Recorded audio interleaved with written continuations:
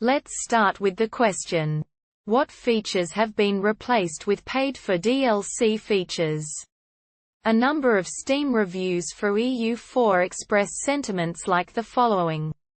Fun for a while. Then once you realize they announce DLCs and remove content that was already in the game, charge for content that should have been in the game from the get-go or in a free DLC. Then you realize how far you've fallen.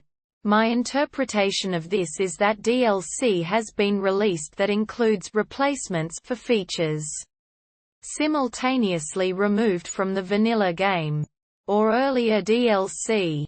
But I can't find a list of specific examples of this.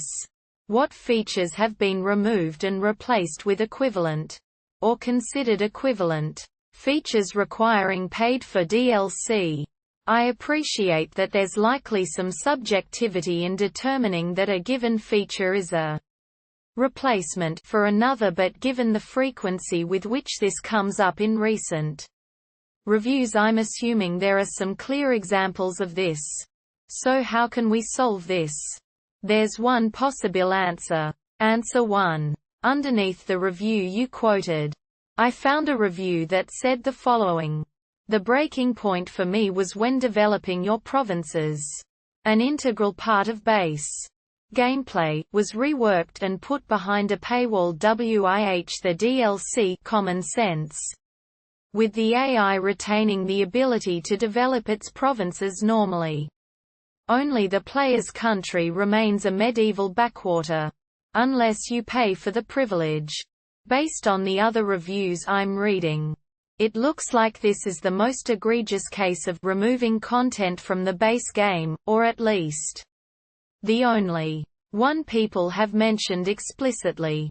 However, based on the top negative review and then double-checking the actual DLC list, there are 46 DLC packs that value well over $100. Which is a bit absurd. I believe this is one of the main issues people have. As seen in the review you've quoted, charge for content that should have been in the game from the get-go or in a free DLC. Thus, while there has definitely been at least one case of base game content being removed and relisted as DLC, it looks like the more pressing issue is just how much DLC Paradox has put out for this game that don't really add anything, unless it was something integral that used to be there. I hope this answer helped, and if it did, please drop a comment and subscribe.